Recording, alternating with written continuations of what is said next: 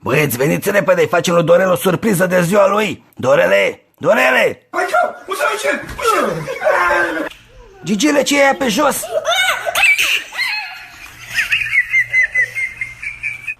Tati, am nevoie la baie să nu mă sperii că fac pe mine. Ajutor, mă mănâncă păsărica.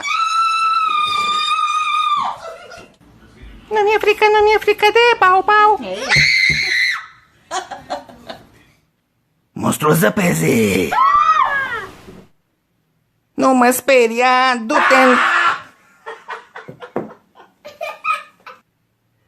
Atacul extraterestrilor din lumină roșie!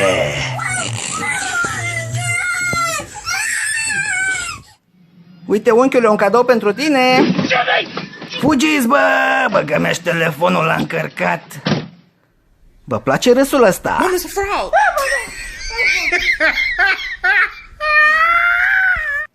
Nu te apropia de zombie!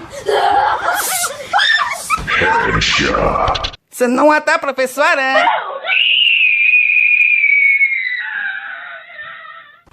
Cioc, cioc! La mulți ani, Dorele!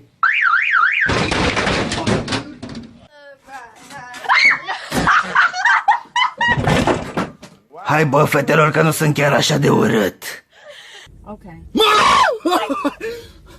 Ți-a plăcut, mami? Nu mi-a plăcut, ieși afară din mașină.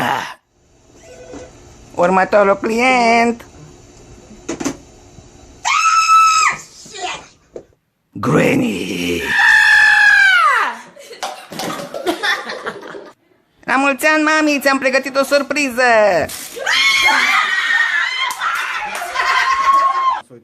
Iată cum a speriat o fană pe live. Ștefania, am venit după alocație. Ia să trecem mai departe. Ia râs așa, eu am citit exact ce mi-a scris aici.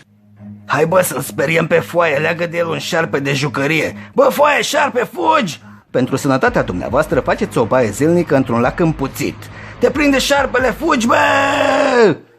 Mami, știi că am fost votat cel mai curajos băiat din școală?